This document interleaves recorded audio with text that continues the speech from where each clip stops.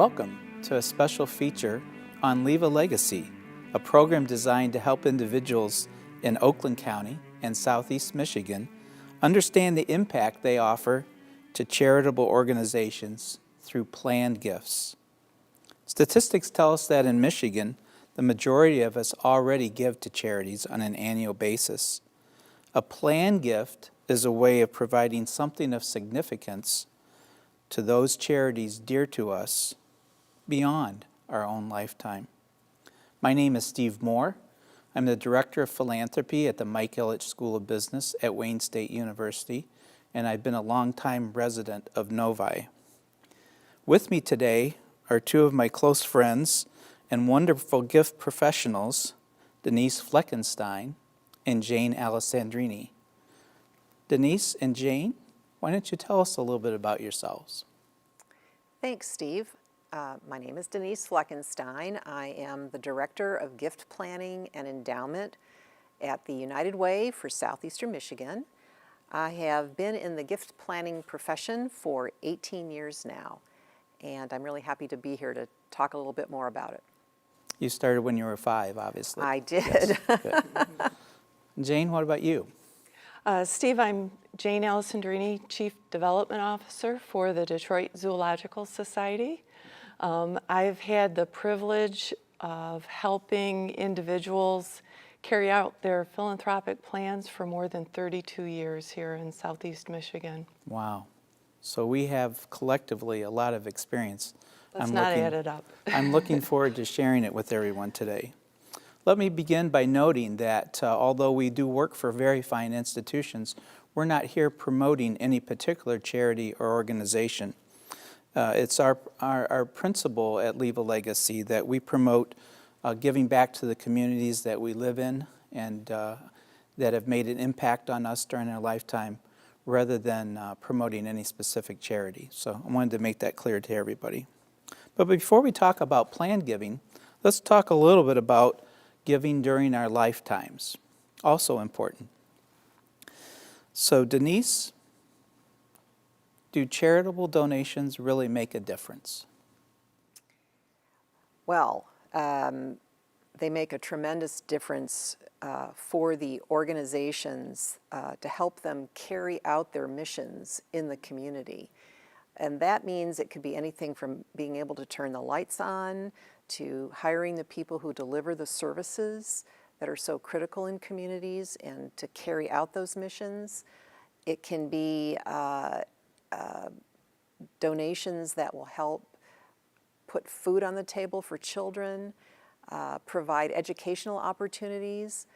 Anything you can think of that charity supports in our community, we do need those charitable contributions. Otherwise, we really could not fulfill our mission.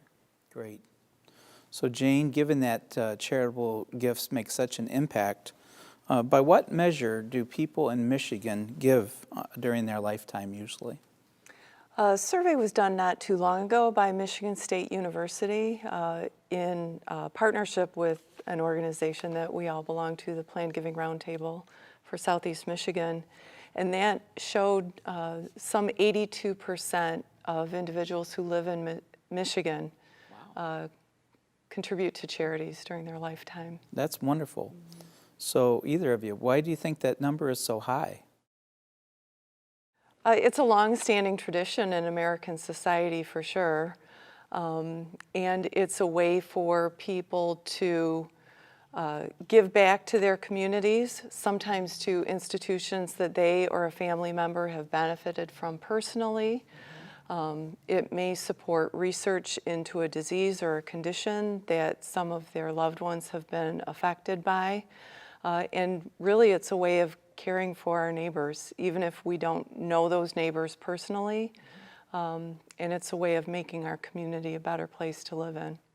Strong Michigan values, it sounds like to me. Is that kind of your experience as well? Very much so. Just because our organization really focuses on the human condition in a community, we see people being very generous and wanting to help take care of people. And Jane's right. I mean, this is a long-standing tradition in our in our state, and really Americans. It was Alexis de Tocqueville who came to the United States and observed, even in those early days of the Republic, how Americans were taking care of each other. And that tradition has carried on. It's a great thing. Well, so I hear about techniques and things all the time, and you can't hardly pick up a paper or look at the TV or certainly go on the web without seeing different examples of gifts. What are some examples that you can think of giving vehicles that people might use during their lifetime? Jane, anything that particularly sticks out in your mind? Yeah. We're all familiar with cash contributions, giving by credit card. So many people have chosen to do their giving online, and credit cards make that possible. But beyond that, we do have people who choose, we meaning all the charitable organizations in the community, do see folks who choose to give gifts of stock directly from their portfolio, and that can benefit them financially. Oftentimes allows people to make a bigger gift than they might be able to just with a current gift of cash or credit card. A law that was passed about a decade ago and has been continued and sustained is the opportunity for folks who are over 70 years of age to make gifts directly from their individual retirement accounts also. And that also has some benefit for their personal tax situation. And not that people are looking for that specifically, but the really nice thing is that it enables them to make a larger gift than they might be able to do if not for some of the tax advantages of that kind of gift. There's also a technique called a charitable gift annuity, which operates like a long-term account where during their lifetime they'll receive a steady income payment that helps them plan their finances and benefit them personally, and then also for their favorite charity or charities to receive a gift after their lifetime. Great. I think we see those folks who are in the art world, they receive gifts of art from individuals. Mm-hmm. That's another way somebody can make a gift. Sure. If they're interested in that art community. That's great. Yeah, gifts of goods always important. Jane, you mentioned a minute ago a surprising statistic. 82% of Michigan residents give annually to some charity or organization they love. But what about after their lifetime? What's the percentage of Michigan residents that give as a planned gift, part of their estate? Yeah, that's where there's a huge difference between what people do during their lifetime and what they plan for after. Nationally, only about 3% of individuals plan a gift for their favorite charity. Michigan is doing better than that, but there's still a stark contrast to lifetime giving. And in Michigan, about 9% of individuals who have a will include a charity in that plan. So 82% give on an annual basis, but only 9% have included one of their favorite charities, organizations in their estate plan. Sounds like we have some work to do. Well, we do, and one of the reasons we're here today is to talk about that and get the word out that everyone can do something for their favorite charities after they're gone, and there are a lot of ways to do that. And one of the easiest ways is to leave something in your will. But here's an interesting statistic about that. Only 50% of Americans have a will. So that's kind of the first thing you need to do. And there are a lot of good reasons to have a will, to make sure that your wishes are carried out after your death, to take care of your family, give to your favorite charities, make sure that your legacy is being carried out in the way you wish. Right. And that's just one of the simple ways to do it. a lot of people just aren't asked if they would like to do this. And we hear that a lot. Well, you never asked me, but I'm glad you did. Yeah, Yeah. it's amazing, the misinformation about that. But obviously, as you guys know, that there is a will. It's just one the state did for you if you haven't taken the time to fill something out. And most of the time, that doesn't go the same way that people would really want to have their estate distributed. And there's no provision for charity. So that's a good point. Jane, what do you think?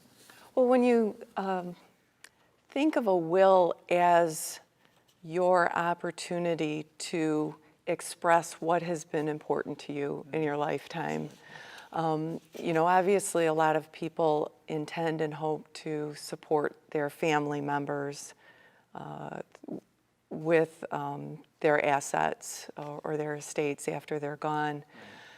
But it could be that what's really important to you is paying for your grandchildren's education, and that isn't necessarily the default of how your estate would pass.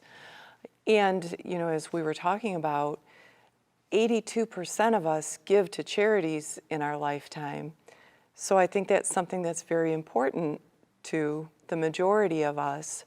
And it's using your will to express that lifetime commitment to an institution that helps individuals who are poor or hungry, or hospitals where your community receives care. It's another way to express that in a really impactful way. Sure.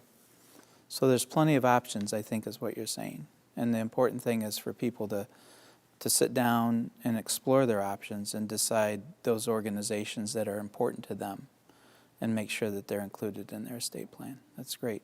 And that is, as you both mentioned, the mission of Leave a Legacy and why we go out and do what we do to spread that information to the community. So I want to talk a little bit about some examples of how gifts have impacted our organizations. What comes to mind when you think of a gift that really made a difference? Either a current gift or a planned gift. And I know often, maybe elaborate a little bit, sometimes people do what we call a blended gift, where they make a current gift and add something out of their estate to that. Well, I can think of something, a very generous donor who we've known for a long time and is very passionate about making sure children have enough to eat, particularly in the summer months when they're not in school and they can't take advantage of school lunch programs or breakfast programs. And so we have a particular summer program at a particular site that he was interested in. And while we were talking about the current gift to add on to what he already gives towards that, we talked about the fact that we're probably always going to see, unfortunately, hunger in communities, and would he like to do a planned gift that would make sure that we would continue what he would like to do in a community to make sure children are fed. And he decided to do that. Great. And use his will to make that provision. Mm-hmm. That's wonderful. And as a result, for this summer, 10,000 more children are going to receive That's a pretty food. big impact. That's a pretty big immediate impact, Right. right? Yeah. Does the donor have a chance to see this in action then, or? Yes, they will. They'll be returning from Florida. Yeah. And so we'll take them to a site and introduce him around and get to see the families that are really being impacted by this decision. Yeah, I know that's one of the most rewarding parts of our jobs, to hear the feedback from our donors that see the impact of their gifts and what a difference it makes to the organization and to the community. Thanks for sharing that. Jane, anything come to mind for you? Yeah, so, you know, one of the real privileges of being associated with the Detroit Zoological Society is the fact that the Detroit Zoo has such a cherished place in so many people's memories. And the zoo has been around for for more than 90 years at this point. So We know of people who came many years ago with their grandparent and now are in a position to come with their grandchildren, and have always seen the zoo as such an asset for the life of our community. One of the ways that people think of the zoo is as a physical place where they spend time, and it has evolved and grown and changed over the years. And now we're in a place where the habitats are expanding, and there are more things to see, and they're even better for the animals who live in our care. And philanthropy has made a huge difference in the physical location of the zoo and in updating things and having great places for people to visit. And there was a planned gift that came to fruition during the time that we were building the Polk Penguin Conservation Center. And the way that donor included the Zoological Society in their will was an intention that their gift would help whatever major project we were working on at the time. And we've never done a larger project than that one, and it's made a huge difference at the zoo, and that donor's name is listed among our most prominent givers to that project. Nice. Yeah. I've spent hours in there, and I could spend more hours in there. So if you haven't seen it, you need to stop by the zoo and check out the penguins. It's a lot of fun. Thanks for sharing. You guys are using great descriptions, adjectives that I like. Cherished organizations, making an impact in the community, things like that. And I think, again, going back to the strong ethics of Michigan residents, they want to support them not only during their lifetime, but certainly ways for those gifts to continue after they're no longer with us. So let's say somebody wants to include a charity, one of their favorite cherished organizations, in their estate plan. How would you direct them? Well, I think one of the easiest ways to do this is if you have a 401k plan or an IRA plan, you can designate on the beneficiary form a specific amount or a percentage of the asset to your favorite charity or charities. And that's it. And I experienced this when I was at another organization, that a teacher had included the organization in her IRA as a beneficiary, and it came without having to go through the probate process or anything. And so her wishes were carried out practically almost immediately, which was very simple. But also, I think it's if you want to learn about how to do it the best way for you and your family, then it would behoove you to hire an attorney and talk with them about how to do this in the best way possible. Sure. So just any attorney, would you give them any direction as to what type of an attorney they might want to look for, Jane? Well, most attorneys who do family law will be ready to do this, but there are attorneys who do specialize in estate planning. So particularly if you owned a small business, or if you have, sort of a complex personal financial situation, you might seek someone who particularly has experience with estate law. As Denise said, there are some ways to give even without having a conversation with your attorney, such as the beneficiary designation form for your retirement plans. That also would apply to your life insurance. A lot of people buy life insurance plans when they have children as a way of making sure their children are taken care of, and they might still have those plans many years later after their children are fine and doing well on their own, and you can decide to make a charity be the beneficiary of a plan like that as well. Great. But in any plan, there are some ways to take care of your family and some ways to take care of charitable institutions that are important to you. And to the extent that you can, it's really good to take a look at those with an attorney or a financial advisor to see what works best as a way to carry out your legacy. Sure. That's good advice. And what about the charities themselves? Obviously, if somebody reaches out to your organization, they'll have an opportunity to talk with you about these types of gifts, and you can give them some ideas. Do most organizations have somebody that could help a donor decide maybe some of the best ways to make a gift? I would say the larger organizations definitely have individuals who can have these discussions. And if some of the smaller organizations need help, the Plan Giving Roundtable and Leave a Legacy group can help them and their donors get a list of folks that they would recommend they can call. Sure.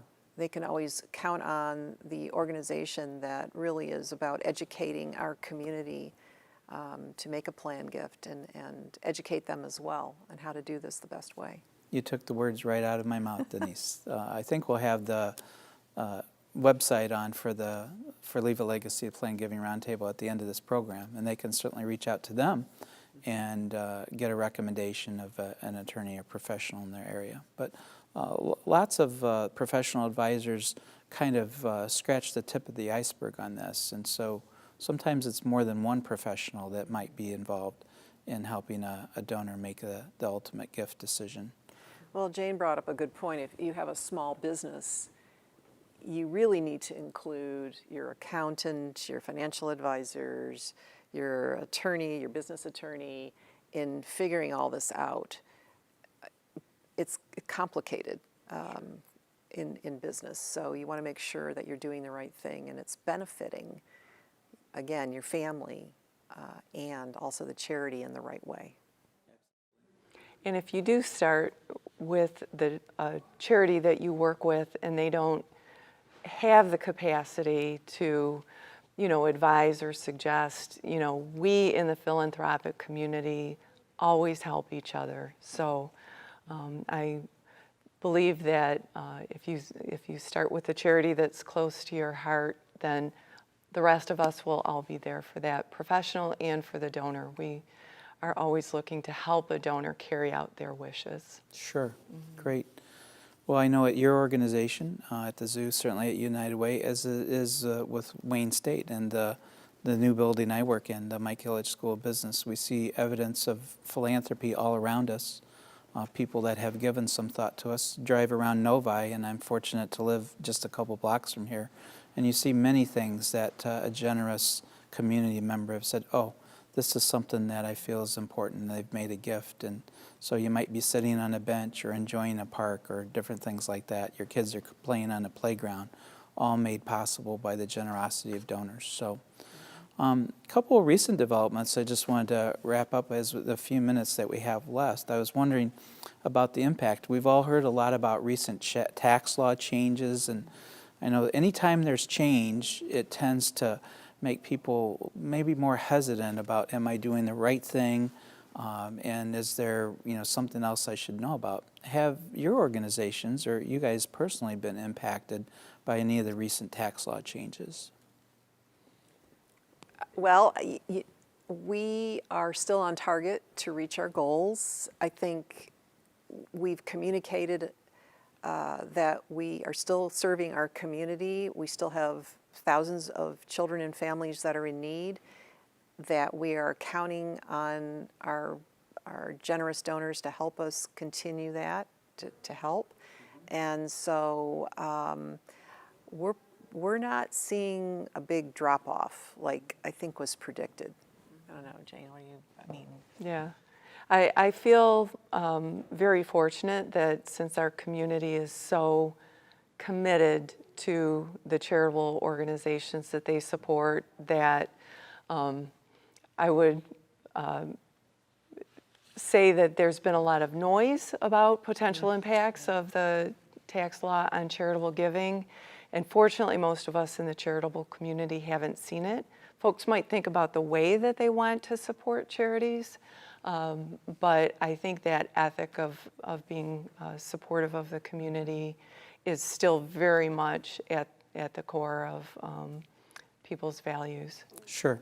And that's a good point. There was a lot of information about it. And generally, when there's lots of things out there, hopefully it gives people reason to think about making a charitable gift and the desire to get more information, things like that. One of the more recent developments I think that we're seeing too is the impact of donor-advised funds, or these charitable gift funds that are really becoming prominent, and they're convenient. So, Jane, have you noticed that more of your gifts are coming from those types of funds now, or? People are taking a closer look at that. Yes, they can set up a donor-advised fund at Community Foundation for Southeast Michigan, or a number of other institutions offer those as well. And they provide a very convenient charitable giving vehicle. Folks just need to call the people from those advised funds and have funds dispersed to their favorite charities, and it is helping to kind of buffer the ups and downs of the immediacy of the tax law changes. Sure. Can make a significant gift there, realize tax benefits in the year that you make a significant gift, but then keep your charitable giving steady over the years out of that fund. Great point. I've heard that many times, particularly executives in the last few years of their career where their income may be really high. They can shelter that income by putting it into a fund and then continue to make those gifts. What about what happens when somebody passes away? Is there an opportunity to name a beneficiary generally for those funds, or is that something that you normally talk about? Yeah, there's an opportunity for folks to decide what they want to do with the remaining assets in that, and potentially even turn that over to the next generation in their family or another trusted loved one, and give that individual the joy of making charitable contributions from a fund that someone else has gotten started for them. Excellent. I'm having some conversations with some donors that are doing that exactly, that they see this as a way to pass on to their children the ability to be charitable, and they may have their own charities they want to support as well, but it's an important thing to our donors to be able to do that. Teaching the next generation. I'm so glad you brought that up. Mm-hmm. So we have a couple minutes left. I just kind of want to recap. So there are plenty of opportunities, both for gifts during lifetime, but in addition to that, very important that those organizations that we've benefited during our lifetime, we think about including them in our state plan to continue that legacy and those dollars that they've come to depend on from us. That's important. Lots of opportunities around. You guys mentioned some great examples of how gifts have impacted your organization. Mm-hmm. And I think that's kind of the old adage that no one plans to fail. They just fail to plan. And often just sitting down and going through the exercise, thinking about those charities that have meant so much to you and your family during your lifetime, whether it be the church, the zoo, United Way, the local hospital, any of those things, it's very important and so meaningful to the communities that we live in and that we serve. So as we wrap up, I just want to remind you that we're here today talking about leaving a legacy, and you can do that through a planned gift, and there are a variety of ways to make that easy to do. And we encourage you to get more information. You can reach out to the Planned Giving Roundtable of Southeast Michigan, or reach out to your favorite charity or your attorney or CPA. They'd be happy to give you more information. So we thank you for your time today and hope that you'll join us in making a difference in the lives that follow.